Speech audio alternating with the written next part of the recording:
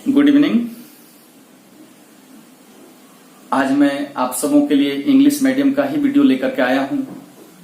इसके पीछे जो वजह है वो है कि हिंदी मीडियम वाले थोड़ा आगे चल रहे हैं, तो थोड़ा सा इधर बीच में कोशिश करूंगा कि हिंदी मीडियम और इंग्लिश मीडियम वाले थोड़ा पैरेलल हो जाएं, ताकि टेस्ट वगैरह लेने में सुविधा हो।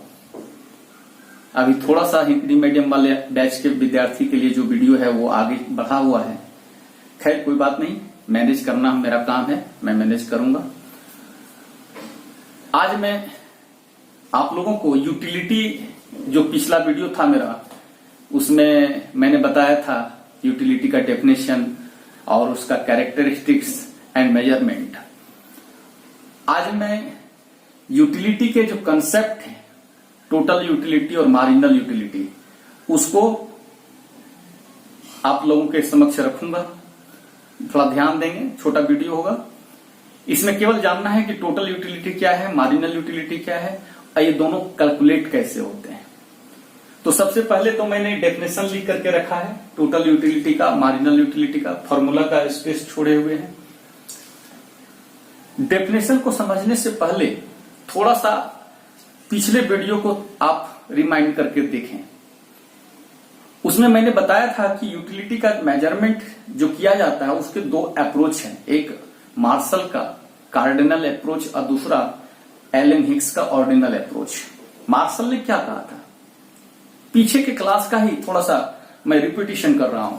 मार्शल ने कहा था कि जब हम क्वांटिटी किसी भी गुड्स का, चाहे वो कोई भी आइटम हो, मैंगो हो, चपाती हो, स्वीट्स हो, कोई भी आइटम हो, तो उससे मिलने वाले, हर यूनिट से मिलने वाले सेटिस्फेक्शन को हम नंबर में, कार्डिनल नंबर में एक्सप्रेस कर सकते हैं। किसका? मार्शल का। और उन्होंने ये भी बताया कि उसमें ये क्लियर होता है कि जब हम नंबर में जब उसको रखेंगे तो स्वाभाविक है कि हमको जिससे ज्यादा सेटिस्फेक्शन मिलेगा उसको ज्यादा नंबर देंगे, जिससे कम सेटिस्फेक्शन मिलेगा उसको हम कम नंबर देंगे। तो एक टेबल को रख रहे हैं उन्हीं के अनुसार, ताकि इसको और इसको समझना आसान हो जाए। डेफिनेशन को तब उतना रटना नहीं पड़ेगा, थोड़ा कंसेप्ट क्लियर रखना बहुत जरूरी है। ये एक बहुत बड़ी सच्चाई, यहां मैंने क्वांटिटी ले लिया और एक मार्जिनल यूटिलिटी और एक टोटल यूटिलिटी। ये मार्जिनल यूटिलिटी है, ये टोटल यूटिलिटी है, वो मार्जिनल यूटिलिटी है। मैंने बताया था कि जब आप किसी भी कमोडिटी का कंजप्शन करेंगे, गुड्स का कंजप्शन करेंगे, तो जैसे जैसे उसका एडिशनल यूनिट का कंजप्शन करते जाएंगे तो हर एडिशनल यूनिट से मिलने वाला जो सेटिस्फैक्शन होता है वो डाउन होता चला जाता है, कम होता चला जाता है। ये बहुत ही क्या कह सकते हैं, एक स्वाभाविक नेचुरल फेनोमेनन है, साइकोलॉजिकल है, नेचुरल भी है, और ये एक फंडामेंटल ट्रूथ है। आप जब भी कोई भी चीज हो, आप उसको जैसे जैसे आगे बढ़ाते जाओगे तो शुरुआत में आपको जितना इंटरेस्ट रहा होगा वो आगे जाकर के कम होता चला जाता है। जब वो कंटिन्यूसली करते हैं तब कैपिंग हो जाएगा, तो ऐसी स्थिति नहीं बनेगी। तो ये फर्स्ट यूनिट पर हम एक मान करके चल रहे हैं कि आपको फर्स्ट यूनिट से जितनी सेटिस्फेक्शन मिली उसको हम 10 मान लिए। सबसे ज्यादा फर्स्ट यूनिट से सेटिस्फेक्शन मिलेगा, सेकेंड यूनिट से आपका सेटिस्फेक्शन थोड़ा सा कम हो गया, थर्ड यूनिट से और कम हो गया। ये बिल्कुल हकीकत है, रोजमर्रा की जिंदगी में, डेली लाइफ में हम लोग ऐसा फील करते हैं।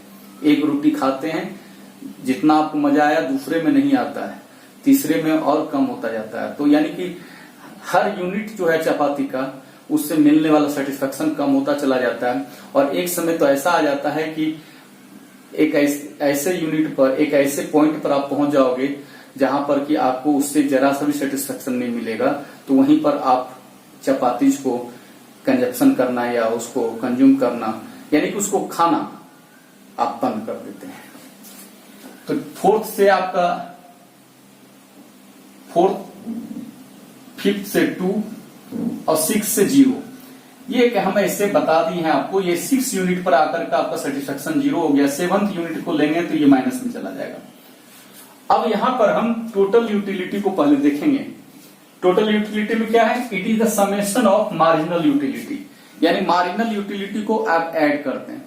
टोटल यूटिलिटी का एक और डेफिनेशन हो सकता है, वो हो सकता है कि the utility derived bye consuming all units of A goods, यानी कि जितने गुड्स के जितने यूनिट आप कंज्यूम किए हैं, सब यूनिट से जो आपको सेटिस्फेक्शन मिला या जो यूटिलिटी मिला, वो क्या कहलाता है? टोटल यूटिलिटी कहलाता है।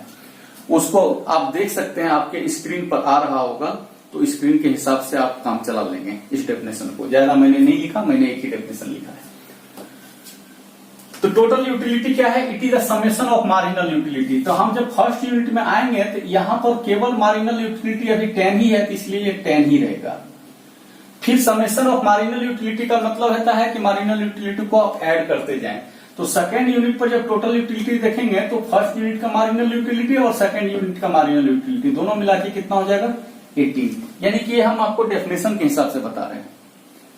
फिर थर्ड यूनिट पर आएंगे टोटल यूटिलिटी, तो इसका मतलब है कि ऑल यूनिट से अब तक जितने भी यूनिट का आप कंजप्शन किए हैं, हर यूनिट से जितने यूटिलिटी मिले सबको देखना है। तो फर्स्ट से 10, सेकंड से 18 और थर्ड से 6, यानी तीनों का एडिशन आप करेंगे तो ये 24 हो जाएगा।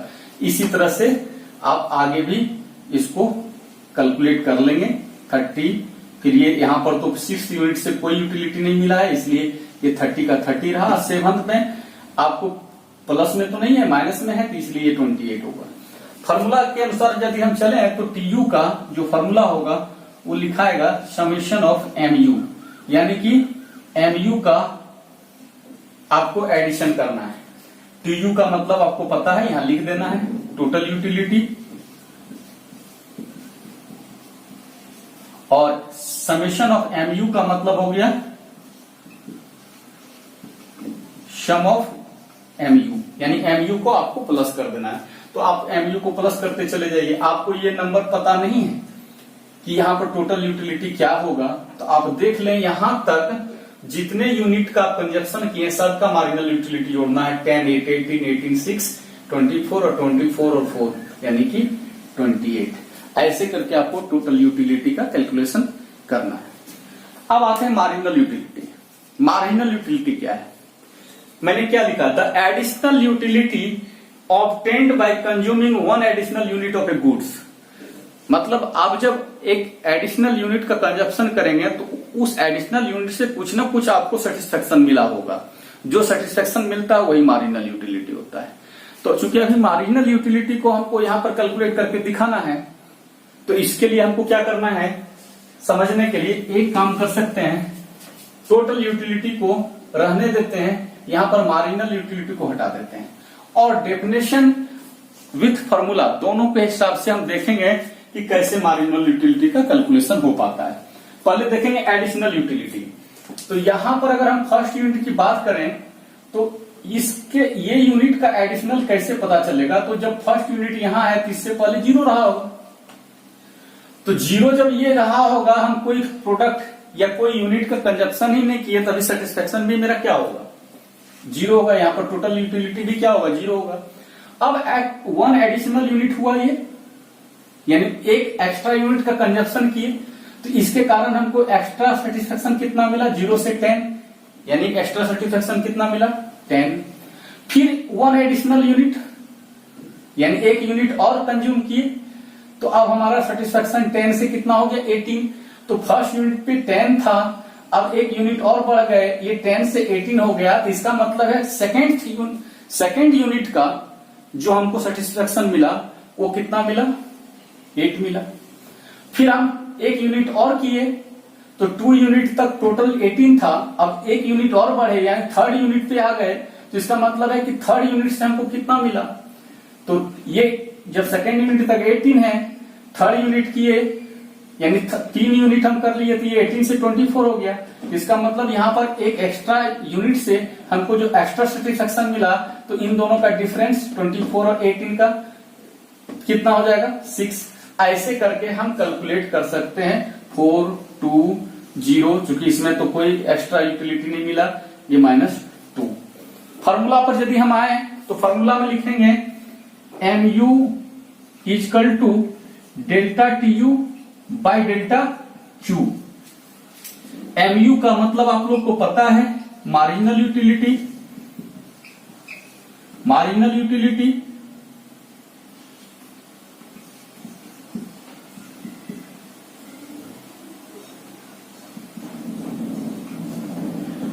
डेल्टा टी यू का मतलब हुआ चेंज इन टी यू।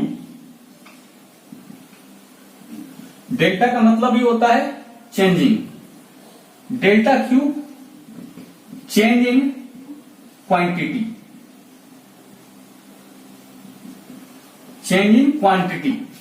तो इस फॉर्मूला के हिसाब से अगर हम देखें, यहीं पर कैलकुलेट करके कोई एक जगह का वैल्यू हम निकालने की कोशिश करें, सपोज ये हमको पता नहीं है, यहां का हमको मार्जिनल यूटिलिटी फाइंड करना है। तो delta T you means T U में चेंजिंग, तो यहां पर टी यू मेरा कितना है 24, लेकिन 24 से पहले का हम वैल्यू अगर देखें टी यू का तो वो क्या है 18। अभी 18 से 24 हुआ तो यही चेंजिंग हमको पता चलेगा। 18 से 24 चेंजिंग कितना का है 6 का है, 6 लिख दिए।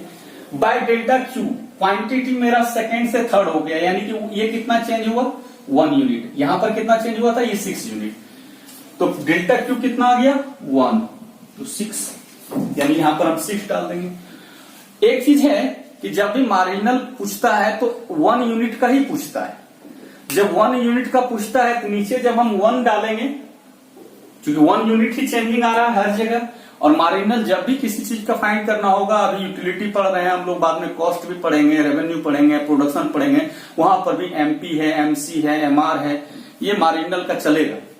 तो वो 1 यूनिट का ही पूछता है, तो इसलिए हमको हमेशा 1 से डिवाइड करना पड़ता है। और 1 से जब डिवाइड करते हैं तो क्या आता है, इस पे हमको प्राप्त क्या होता है कि जितना चेंजिंग टीयू में था वही हो जाता है मार्जिनल, यानी टोटल में जितना चेंजिंग हुआ वही मार्जिनल हो गया। तो ये 18 से 24 हुआ तो 6, फिर 24 से 28 हुआ तो 4। इस हिसाब से हम लोग देख लेंगे, यानी कि फॉर्मूला का नहीं भी इस्तेमाल करेंगे तो काम चल जाएगा। हाँ, फॉर्मूला का भी इस्तेमाल करना होगा। ये डायरेक्ट अगर जंप करता 2 से 3 नहीं होकर के ये 4 हो जाता, तब हमको इस 6 को डिवाइड करना पड़ता, किससे 2 से डिवाइड करना पड़ता। क्यों? क्योंकि क्वांटिटी 2 से 4 हो गया। तब फिर 2 से डिवाइड करते तो यहां पर हमारा ये 6 का चेंजिंग हुआ, 6 को 2 से डिवाइड करते तो ये 3 आ जाता मार्जिनल यूटिलिटी। तो ऐसा तो है नहीं, यहाँ पर क्वांटिटी में मात्र 1 यूनिट का चेंजिंग है। एक और फॉर्मूला इसका है MUN equal to TUN minus TUN-1, यानी कि यहां पर nth मान लेते हैं, इसी को, इसको nth यूनिट मान लिए। इस nth यूनिट का हमको मार्जिनल यूटिलिटी निकालना है, यानी कि यहां क्या है मार्जिनल यूटिलिटी। तो इसके लिए हमको क्या करना है, फार्मूला के हिसाब से अगर हम बात करें, फार्मूला में लिखा हुआ है TUN, तो इस n का TU ये हो जाएगा, TUN हो गया ये, और माइनस क्या करना है TUN-1। तो जब ये n है तो इसके पहले n-1 होगा, और जब ये n-1 है तो इसको हम लिख सकते हैं TUN-1 लिख सकते हैं। तो TUN-18 हो गया, और TUN कितना हो गया 24। तो 24 माइनस 18 कर देंगे, कितना आ जाएगा 6। तो देखो पहले वाला फॉर्मूला से भी 6 निकला, अभी वाले फॉर्मूले से भी क्या निकला 6 निकला। तो इस तरह से हम 2 फॉर्मूला का इस्तेमाल करके हम TU और MU को निकाल सकते हैं। एग्जामिनेशन में कोई जरूरी नहीं है आप दोनों फॉर्मूला इस्तेमाल करें, लेकिन जानकारी होनी चाहिए। कभी कभी ऑब्जेक्टिव में पूछ देगा which of the following is the formula of marginal utility. तो आप मानते ए में ये दे दिया, बी में ये दे दिया, सी में बोथ ए बी दे दिया, तो ये जानकारी तो आपको होनी चाहिए। और एक फायदा ये है कि जब हम लोग पढ़ेंगे आगे तो क्या होगा, जैसे प्रोडक्शन का हमको चैप्टर रहेगा तो प्रोडक्शन में टोटल प्रोडक्शन मार्जिनल प्रोडक्शन आएगा। तो जहां पर यू से यूटिलिटी यहां डिनोट हो रहा है, प्रोडक्शन में पी डिनोट हो जाएगा, यानी टीपी एमपी ऐसा हो जाता है। कॉस्ट पढ़ेंगे तो यानी कि टोटल के साथ सी लग जाएगा टोटल कॉस्ट, मार्जिनल के साथ सी लग जाएगा यानी कि मार्जिनल कॉस्ट। तो ऐसे करके हमको चलना है, और इसी ढंग से वो सब फॉर्मूला भी फाइंडिंग होगा। जैसे जैसे हम लोग आगे बढ़ते जाएंगे आप लोग को ये चीज देखने को मिलेगा, और इसलिए आगे जाकर के हम लोग का जो ये इकोनॉमिक्स है वो थोड़ा सा इजी भी होता चला जाता है, क्योंकि पीछे के कई चीज आगे इस्तेमाल होते हैं और पीछे का जब समझा हुआ रहता है तो आगे थोड़ा समझना आसान होता है। इसलिए थोड़ा सा ध्यान देंगे, पीछे कोई भी चीज मिस ना करें, पूरे कंसेप्ट को आप क्लियर करके रखें, इकोनॉमिक्स इजी रहेगा। मुझे इसका पूरा उम्मीद है, आप लोग को मैं भरोसा दिलाता हूं। आज हम लोग यही देखें, टोटल यूटिलिटी और मार्जिनल यूटिलिटी दोनों डेफिनेशन यहां दिया हुआ है। दो एक्स्ट्रा डेफिनेशन अगर हम देखें, इसका भी हो सकता है अनदर वर्ड्स में, इसका भी अनदर वर्ड्स में, वो स्क्रीन पर आ रहा है। इसके रिगार्डिंग कोई भी अगर डाउट हो तो पूछिए। और ये चीज को ध्यान में रखिएगा, अभी हम बता रहे थे कि जैसे प्रोडक्शन पढ़ेंगे, ये यूटिलिटी चैप्टर है, तो यूटिलिटी है इसलिए इसमें टीयू और एमयू दिख रहा है, टीयू एंड एमयू। प्रोडक्शन जब आएगा तो टीपी हो जाएगा, एमपी हो जाएगा, कॉस्ट आएगा तो टीसी हो जाएगा, एमसी हो जाएगा। और इसी प्रकार जिस तरह यहां फॉर्मूला देख रहे हैं, इसी तरह वहां भी फॉर्मूला होगा, खाली जो चैप्टर है उस चैप्टर के अनुसार ये लास्ट वाला चेंज होगा। और डेफिनेशन भी ऑलमोस्ट सेम रहेगा, थोड़ा सा जो चेंजिंग आएगा वो यही आएगा, जैसे यहाँ यूटिलिटी है तो प्रोडक्शन का चैप्टर रहेगा प्रोडक्शन रहेगा, कॉस्ट का चैप्टर रहेगा तो कॉस्ट रहेगा, रेवेन्यू का चैप्टर रहेगा तो रेवेन्यू रहेगा। इसलिए थोड़ा सा ये सब क्लास को मिस नहीं करना है। खैर, जो वीडियो देखेगा, मेरी बात जो सुनेगा, उसी को ये बात भी समझ में आएगी। विशेष ज्यादा समय नहीं लेंगे, वीडियो का साइज बड़ा करना नहीं चाह रहे हैं। आज का क्लास यहीं पर कंक्लूड करते हैं, और होप मेरा यही रहेगा कि आप लोग कमेंट करें वीडियो की रिगार्डिंग, उसी के अनुसार मैं अपने में चेंजिंग लाने का प्रयास करूंगा। और लाइक जरूर कर दिया कीजिए, ज्यादा से ज्यादा कोशिश कीजिए, इसको शेयर करें अपने फ्रेंड्स के बीच में। जिसको इस वीडियो से कोई फायदा हो सकता है उसी को शेयर करें, जिसको कोई फायदा नहीं होना हो उसको शेयर ना करें। इसी के साथ हमको अब आज्ञा दीजिए। जय हिंद, जय भारत।